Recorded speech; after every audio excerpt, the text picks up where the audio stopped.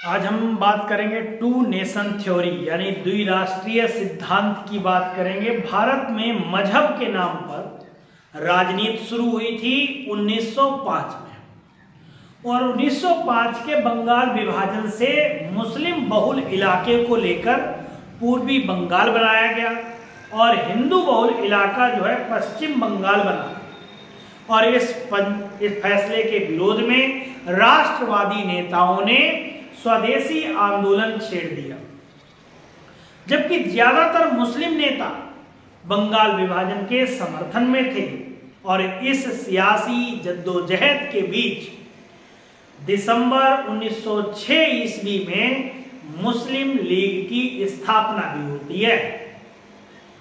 स्थापना का उद्देश्य था मुसलमानों के हक की आवाज उठाना और उस वक्त मुस्लिम लीग का कोई एजेंडा अलग राष्ट्र बनाने का नहीं था। मार्च 1927 ईस्वी में मोहम्मद अली जिन्ना की अध्यक्षता में 30 बड़े मुस्लिम नेताओं की बैठक ने अलग मताधिकार को छोड़ने के लिए 4 मांगे सामने रखी। पहली मांग 1927 में ये रखी गई कि मुस्लिम बहुल सिंध को हिंदू बहुल मुंबई प्रांत से अलग किया जाए। नंबर 1 ये मांग रखी गई, ये सिंध प्रांत से अलग किया जाए। दूसरी बात है कि मुस्लिम बहुल बलूचिस्तान और उत्तर पश्चिम सीमांत प्रांत को केंद्र शासित राज्य क्षेत्रों से एक प्रांत का दर्जा दिया जाए। तीसरी बात हुई कि मुस्लिम बहुल पंजाब और बंगाल प्रांतों के हिंदुओं और मुसलमानों की जनसंख्या के अनुपात में रिप्रेजेंटेशन दिया जाए। और चौथी बात थी केंद्र सरकार में मुसलमानों को कम से कम 1/3 भाग जो है रिप्रेजेंटेशन मिले, प्रतिनिधित्व मिले। इन मांगों से आगे बढ़कर अल्लामा इकबाल ने सुझाव दिया कि पंजाब, उत्तर पश्चिमी सीमा प्रांत, बलूचिस्तान और सिंध को मिलाकर एक बड़ा प्रांत बनाया जाए और उस प्रांत में यदि सेपरेट रिप्रेजेंटेशन को खत्म कर दिया जाए, इन सभी मांगों का जो मुस्लिम प्रांत की ओर जो इशारा जो था वो था मुस्लिम प्रांत की ओर कि हमें एक मुस्लिम प्रांत बनाना है, यानी कि अलग मुस्लिम राज्य की मांग को एक अलग तरह से रिप्रेजेंट किया गया और कहा गया इस्लाम केवल मजहब नहीं एक सभ्यता भी है जो एक दूसरे से जो दोनों हैं एक दूसरे से जुड़े हुए हैं। एक को छोड़ने से दूसरा भी छूट जाएगा और भारतीय राष्ट्रवाद के आधार पर राजनीति के गठन का मतलब इस्लामी एकता के सिद्धांत के अलग या सिद्धांत से अलग हटना है, जिसके बारे में कोई मुसलमान सोच भी नहीं सकता। वही 21 जून 1937 को इकबाल ने जिन्ना को एक खत लिखा कि मुझे याद है कि मेरे इंग्लैंड से वापस रवाना होने से पहले लॉर्ड लोथियन ने मुझसे कहा कि भारत की मुसीबतों का एकमात्र हल है और वो है बंटवारा, लेकिन इसे साकार करने में 25 साल लगेंगे। तो कहीं ना कहीं बंटवारा की राजनीति जो थी मजहब के आधार पर वो थी टू नेशन थ्योरी और ये मोहम्मद इकबाल ने इसका सुझाव दिया था मोहम्मद अली जिन्ना को। इसीलिए क्या हुआ, अब दो नेशन टू नेशन सिद्धांत जो है वो इस तरीके से एकाएक नहीं आया, ये आप जो देख रहे हैं बांग्लादेश है। अब इस समय 1971 से ये बांग्लादेश हुआ, उससे पहले ये पूर्वी पाकिस्तान हुआ करता था, पूर्वी पाकिस्तान। ये आपका पाकिस्तान हो गया। जो भी ये मुस्लिम बहुल इलाका था वो अलग हो गया। तो पाकिस्तान शब्द का प्रयोग सर्वप्रथम लंदन में स्थित कैम्ब्रिज विश्वविद्यालय के एक विद्यार्थी जो थे वो थे चौधरी रहमत अली और उनके 3 साथियों ने 28 जनवरी 1933 ईस्वी में प्रकाशित किए गए छोटे पैम्पलेट अब या फिर कभी नहीं में किया था, नाउ और नेवर, यानी कि 28 जनवरी 1933 को। और 1940 आया, पाकिस्तान को की मांग को स्वीकार किया गया। 1940 आते आते 1940 में अलग मुस्लिम देश पाकिस्तान की मांग को मुस्लिम लीग के लाहौर अधिवेशन में स्वीकार किया गया और इस देश की स्थापना 14 अगस्त 1947 को हुई, यानी कि मूर्ति रूप दे दिया गया। नाउ और नेवर जो बुकलेट में रहमत अली ने कहा था कि भारत को संयुक्त रखने की बात फूहड़ है, भारत संयुक्त नहीं रह सकता क्योंकि 2 संस्कृति, हमारी संस्कृत, इतिहास, मजहब, रहन सहन, परंपरा, शादी विवाह सब कुछ भारत के बहुसंख्यक लोगों से अलग है, इसमें बड़ा फर्क है। तो एक साथ 2 सभ्यताएं नहीं रह सकती, कितना भी आप गंगा जमुनी तहजीब कहिएगा। तो इसमें जब हिंदू राष्ट्रवादी नेता जो थे उनकी कोई गलती नहीं थी, वो चाहते थे कि बंटवारा, या तो बंटवारा हो तो मुस्लिम यहां से, भारत से बिल्कुल यहां से वापस चला जाए, बाहर चला जाए और हमारा राष्ट्र हिंदू राष्ट्र हो। इस बुकलेट में मुस्लिमों की संख्या और विभिन्न प्रांतों का भी जिक्र था। पाकिस्तान शब्द जो है इस तरह परिभाषित किया जाता है, पी फॉर पंजाब होता है। पी जो है ये पी है, पंजाब है। ए फॉर अफगानिस्तान, ये वाला रीजन ए फॉर अफगानिस्तान का रीजन है। के फॉर कश्मीर, ये इन लोगों ने अपने मन में बैठा रखा था कि ये कश्मीर भी हम लेंगे, ये भी होना चाहिए क्योंकि मुस्लिम बहुल इलाका था। यस फॉर सिंध, ये क्षेत्र इन्होंने ले लिया। इसका तान मतलब होता है बलूचिस्तान वाला क्षेत्र। तो इनकी ये सोच थी कि जितना भी मुस्लिम जहां भी आबादी है वो सब क्या हो जाना चाहिए, पाकिस्तान होना चाहिए। चौधरी रहमत अली ने पाकिस्तान का नक्शा भी बनाया था और जब उसने बनाया तो इस किताब के नक्शे में भारत के अंदर 3 मुस्लिम देशों को दिखाया गया उसने, और ये देश थे पाकिस्तान, बंगिस्तान जो पूर्वी बंगाल का अंग है यानी कि बांग्लादेश इस समय है, और इसके साथ दक्षिणी उस्मानिस्तान यानी कि हैदराबाद निजाम रियासत, ये क्षेत्र दिखाया, बंगिस्तान दिखाया और ये पाकिस्तान का क्षेत्र दिखाया। ये इस तरीके से इसने क्या किया, 47 को कांग्रेस ने नई दिल्ली में हुए अपने अधिवेशन में बंटवारे के प्रस्ताव को मंजूरी दी और इस दिन मंजूरी मिलने के बाद विभाजन प्रक्रिया भी शुरू हो गई। 15 जून से 15 अगस्त को एक देश 2 देश में तब्दील हो गया। एक ही देश था भारत जो कि 2 देशों में तब्दील हो गया। वर्ष 1947 में भारत विभाजन को भारत की एक अत्यंत दुखद घटना के रूप में जाना जाता है। अंग्रेजी प्रशासन के निरंतर प्रयासों के कारण सदियों के से साथ रहने वाले हिंदू मुस्लिम अपने मध्य धार्मिक मतभेद मिटाने में सफल नहीं हो पाया। अंग्रेजों ने मुसलमानों को सहानुभूति प्रदान करने के लिए हिंदुओं और मुस्लिमों में भेद करना आरंभ कर दिया, जिससे हिंदुओं और मुस्लिमों के मध्य कई मनमुटाव उत्पन्न होने लगे और वे एक दूसरे के लिए बाधाएं उत्पन्न करने लगे। विभाजन किसी देश की भूमिका नहीं होता, बल्कि वहां रहने वाले समस्त नागरिकों की भावनाओं का भी होता है।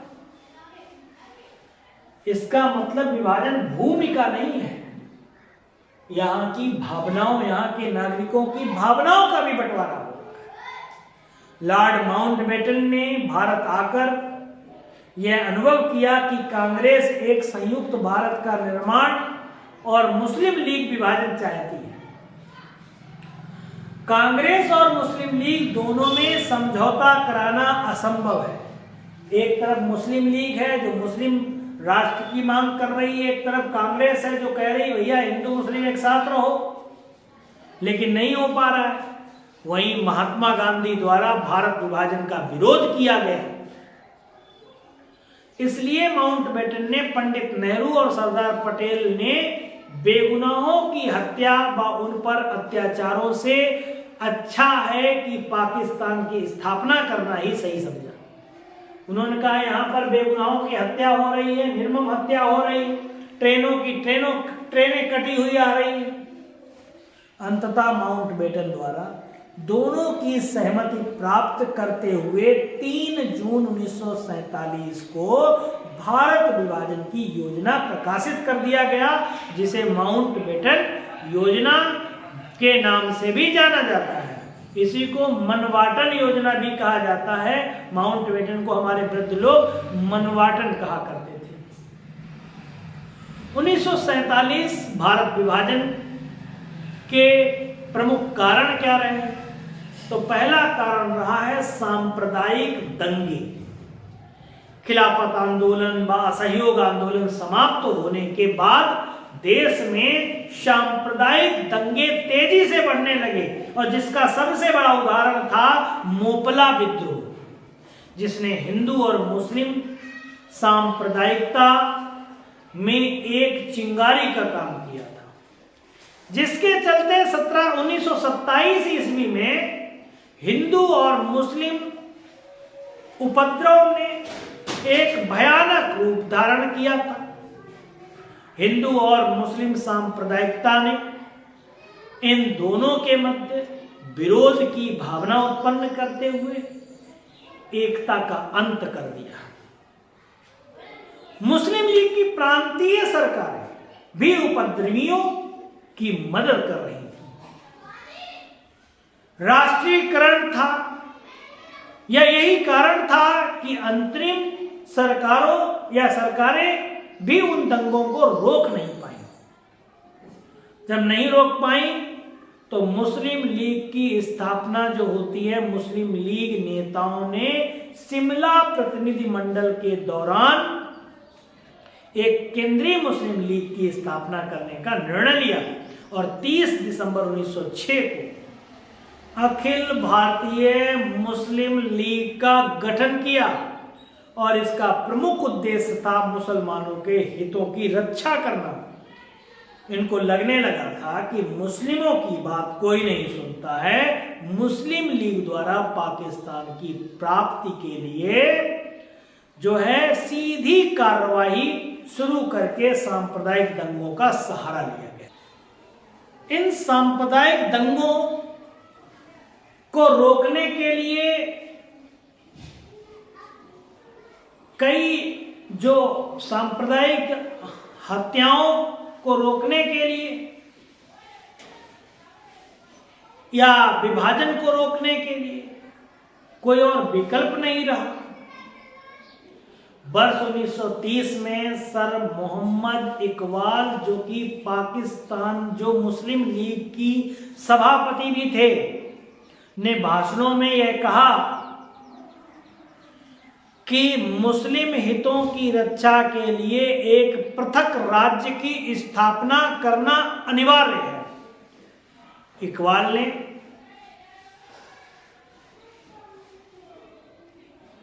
मुस्लिम बुद्धिजीवियों को अपने हितों के लिए लड़ने के लिए प्रोत्साहित किया और साथ मिलकर पाकिस्तान बनाए जाने की मांग की।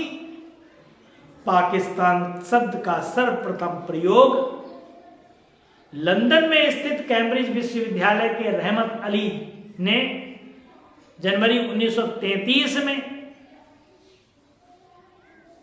अपने 3 साथियों के साथ इसकी पृष्ठभूमि को बनाया।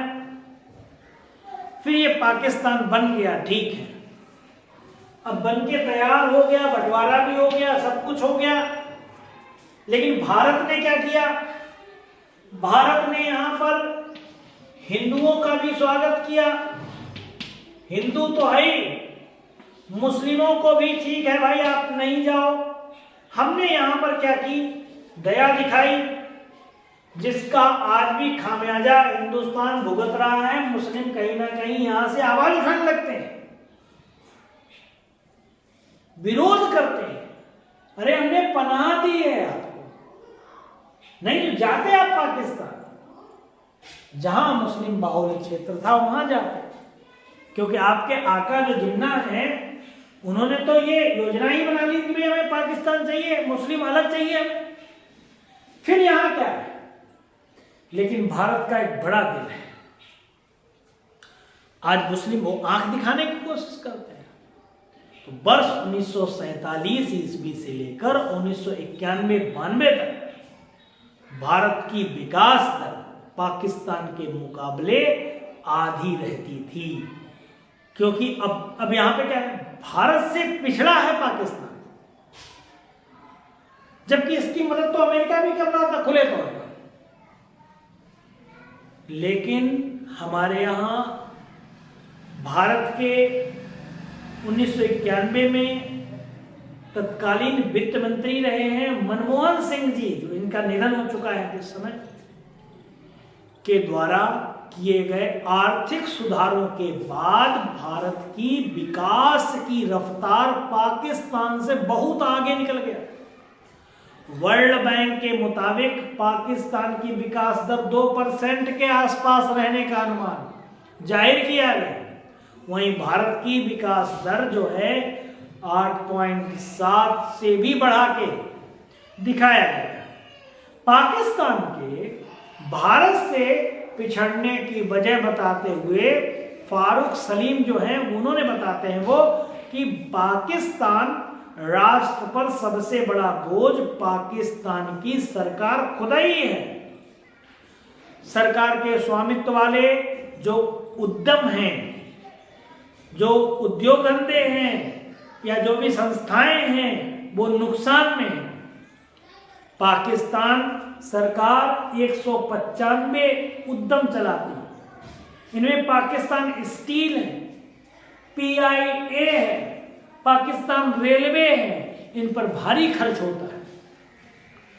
लगभग 1800 अरब रुपए का इनमें नुकसान होता है। पाकिस्तानी सरकारी इंटरप्राइजेज को सरकार के नियंत्रण से मुक्त नहीं कर पाया है। वर्ल्ड बैंक की एक रिपोर्ट के मुताबिक पाकिस्तान अपनी क्षमता का इस्तेमाल नहीं कर पाया है। पाकिस्तान ने लगभग 1500 से लेकर 1600 मेगावाट बिजली सौर ऊर्जा से बनती है, जबकि उसके पास क्षमता 30 लाख मेगावाट की है। पवन ऊर्जा से भी यही हालत है, उसकी भी यही हालत है। पाकिस्तान के पास क्षमता लगभग 3.5 लाख मेगावाट की, लेकिन अभी वो उत्पादन से 1400 मेगावाट के आसपास ही कर रहा है। पाकिस्तान में संसाधनों, प्रतिभा या किसी चीज की कमी नहीं, लेकिन वह अपनी क्षमताओं का सही से इस्तेमाल नहीं कर पा रहा है। तो यही कारण है आज पाकिस्तान पिछड़ रहा है। दुनिया में कहीं भी अब ये अपनी अच्छी कूटनीति को नहीं दिखा पा रहा है और भारत के अपेक्षा पाकिस्तान अब बहुत ही पीछे जा रहा है। तो कहीं ना कहीं ये जो है यहाँ की आबादी है, यहाँ की गवर्नमेंट है, यहाँ की नीतियां हैं, वो इसको कहीं पीछे ना पीछे धकेल रही है। यहां हम हिंदू राष्ट्र की भी बात करते हैं, करना भी चाहिए। क्यों करना चाहिए? क्योंकि जब हमारा संप्रदाय के आधार पर विभाजन हो ही चुका है और ये हिंदू बहुल क्षेत्र है, तो हिंदू राष्ट्र क्यों नहीं होना चाहिए? होना चाहिए। और इसके लिए हमारे हिंदुओं को जागना पड़ेगा। राजनीति में जब इन्होंने अपने मुस्लिम राष्ट्र बना ही लिया है पाकिस्तान को, तो हम हिंदू राष्ट्र क्यों ना बनाएं? यहां पर हिंदुओं के साथ में जो अन्याय किया, उनको धर्म कन्वर्ट करने के लिए मजबूर किया, तो हम क्यों ना करें? तो कहीं ना कहीं अब हमें जागने की जरूरत है। Thanks for watching. जय हिंद, जय भारत।